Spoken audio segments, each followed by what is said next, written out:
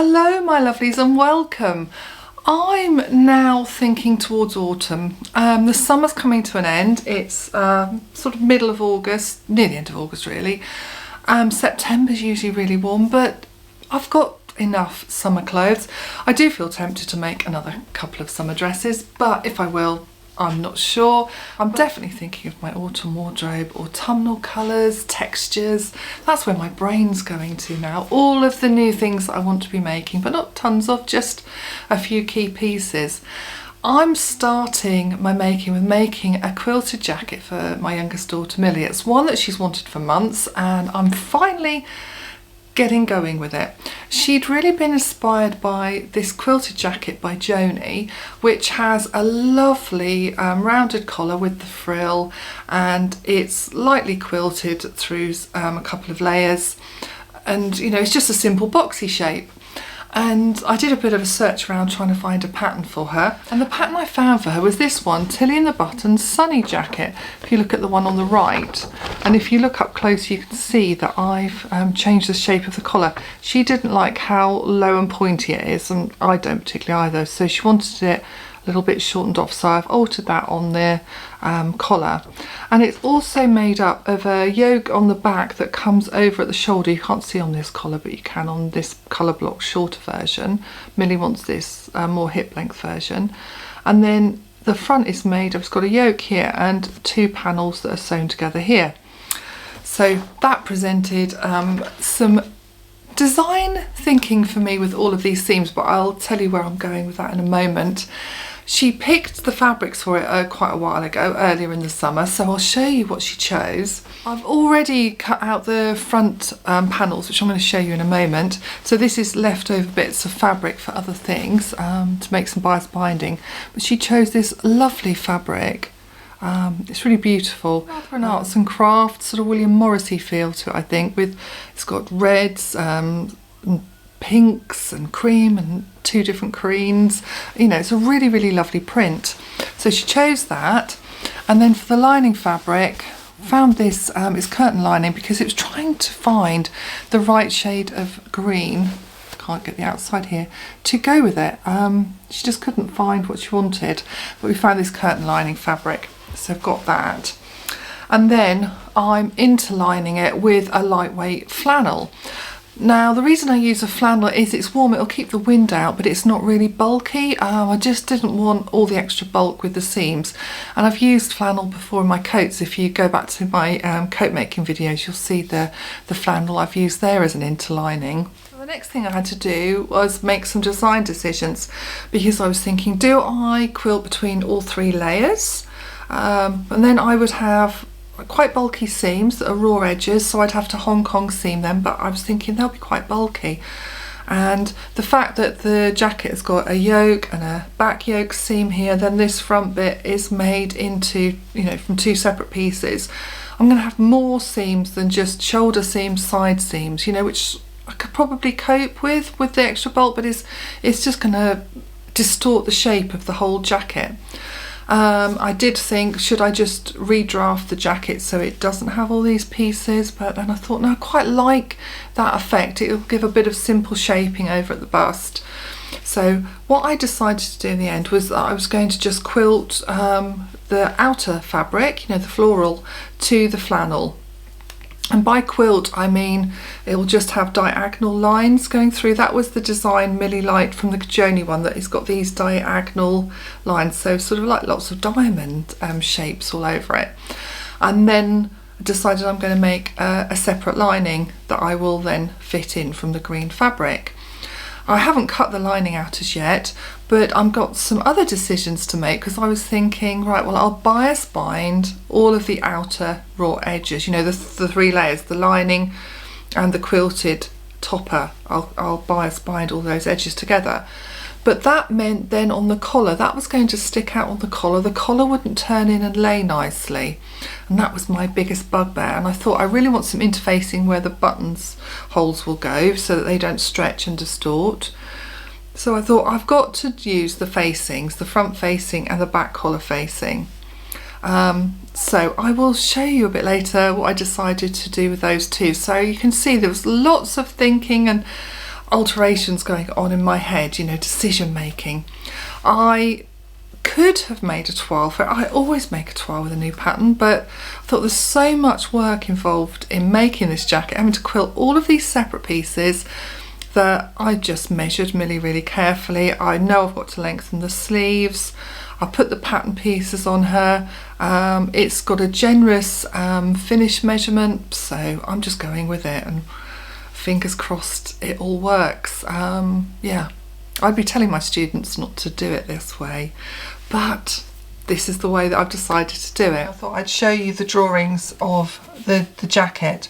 This is the one with the collar, so it sort of hides this back yoke that comes over, and there's a point back there that will meet at the shoulder, and then a front yoke separately attached. There's the back yoke that will go over the shoulder, so it's quite a boxy back, simple straight sleeve. And then with Millie's version, she'll have the collar, and I'm also going to round off this back bit, I think. Might not actually, I think that's quite nice, but I've definitely rounded off the collars. I've changed that on the pattern.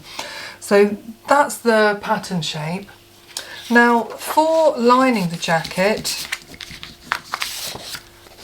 I want to line it and also have the facings, and these are the facings, the back facing and the front facing, and I'll be doing the facings in the outer fabric and the lining in the green.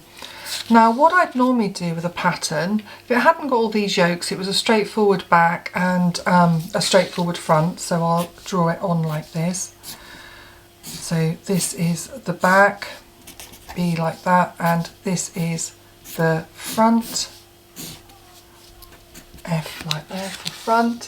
What I would normally do is lay on that facing piece onto the pattern, and I would mark that on, and then along here I would add the seam allowance, so cutting off, and then I would remove that part from the lining. So then I've got the lining here with the seam allowance, and I can just cut out the facing as usual and then attach that to that once I've sewn all the facings onto the outer jacket, and make the lining as normal and then sew the two together. And I'd do the same for the front and add on that seam allowance there, and then remove all of that bit. Now with this jacket, because it's made of separate parts and it's going to be a real faff overlaying them, and I've got enough to do with the jacket as it is, what I'm going to do is make all my lining pieces up like so. Then I'm going to attach the front and the back, pin them together rather than attach them, the shoulders, laying them together so that they will look like this. I think I'm coming off camera here. They'll look like this.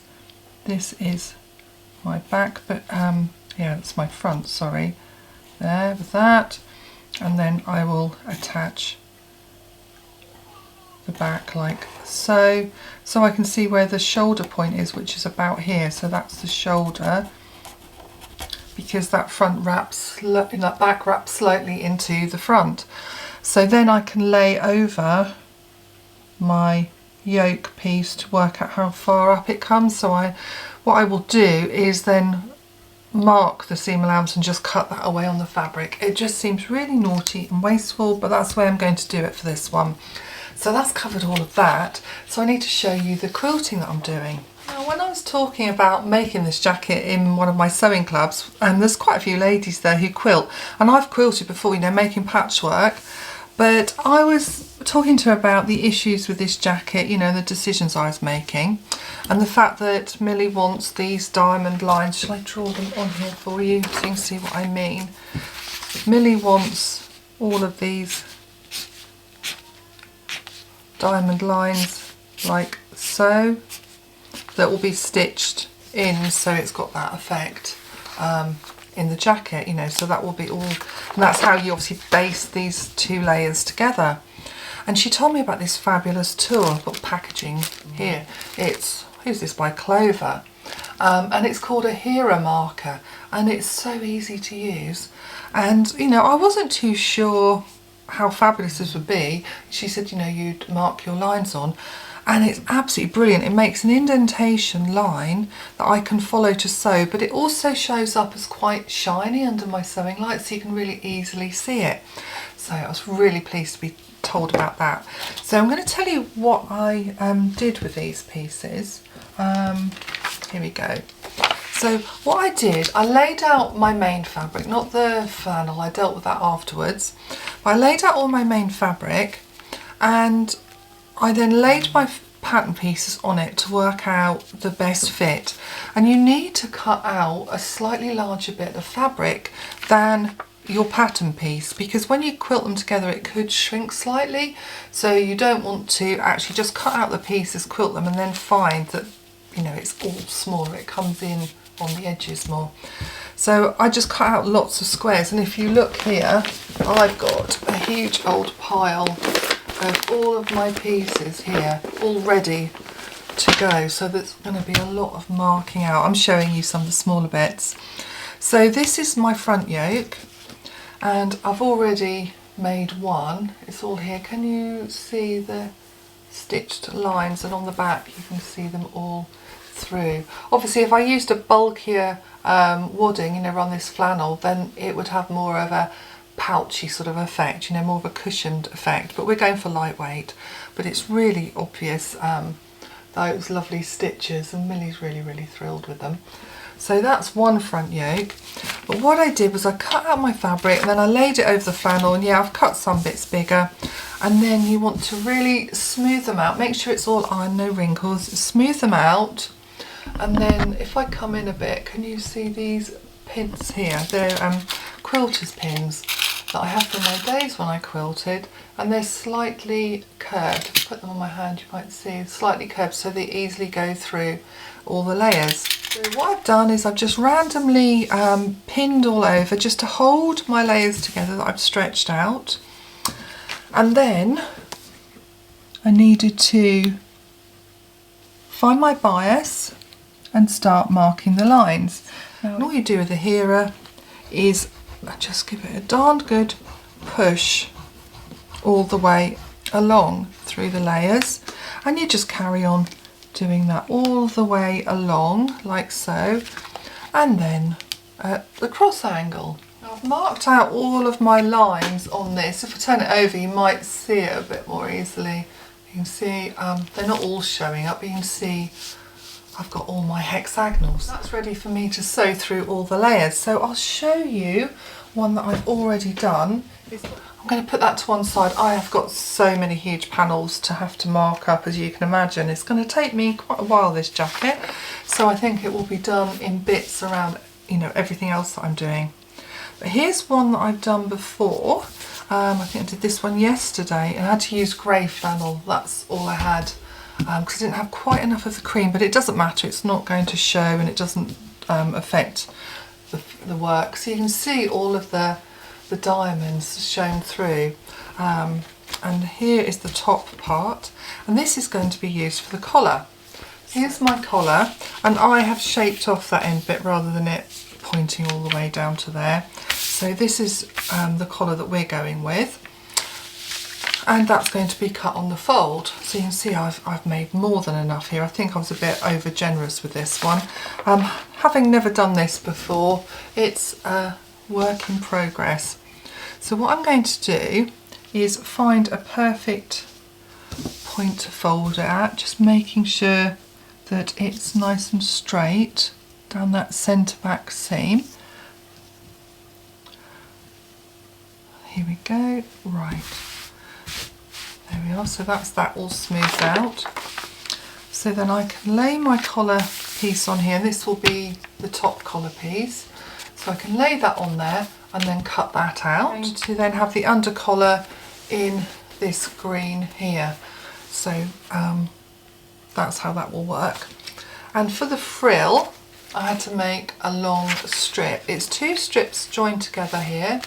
And then what you do is sew these ends and then clip the corners, turn it through, and then press it in half. You need to sew a long gathering stitch all the way around the edge, which also helps to tack the 2 pieces together. And then I will be gathering those all up to go all around the outside of my collar. So there's a lot of things I've got to do with this. I'm going to be cutting this collar separately. You know, I'm not going to be sewing this all together today to show you, but I'll show you one that I'd already cut out. It's the front yoke, and when I go and cut out the other one, I will pattern match. That's the other thing I've got to make sure is I line them up so that they come together. Gosh, let's hope I manage that actually. I should be able to with a repeat, but it's not something I thought about in the planning at the beginning, but I'm hoping to be able to do that so it doesn't look too sort of wonky. That would be terrible, wouldn't it? So this is the front yoke that I've already cut out and all like that. Now obviously these stitches here aren't back stitched, so I've given them a good hot press, so that should fix them in place for now. If you're worried about it coming unstitched, you could always then tack around the outside before you go to sew the seams together. So I'm very excited about this project. It's something new that I haven't done before.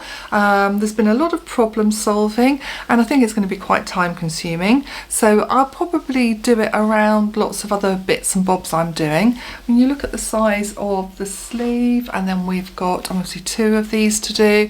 Then we've got the back piece and the front pieces. And finish off the yolks. So there's a lot of pieces to make before I can then even put it all together, and then I've got to make the lining, but it's going to be really, really exciting seeing this coming together, and I hope it works really well and that Millie loves it. That's the most important thing. The only thing we've got to do is choose some buttons to go on it, and then it will all be good to go. But yeah, I'll keep you posted with progress. I hope you found it really useful just seeing some of the problem solving, you know, how I you know, make a lining for something that doesn't have a lining pattern. Just got thrown off because there was a knock on the door for a parcel, so I stopped filming and now I'm just trying to catch up.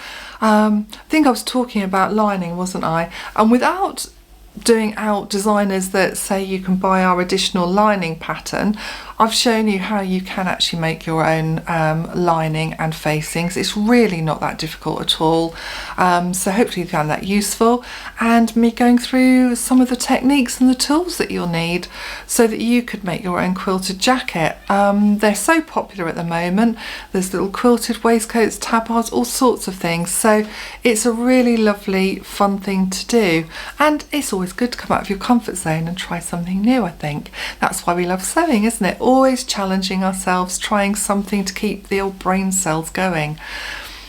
So if you've enjoyed my video, please let me know so we can have a chat below. I love hearing your thoughts.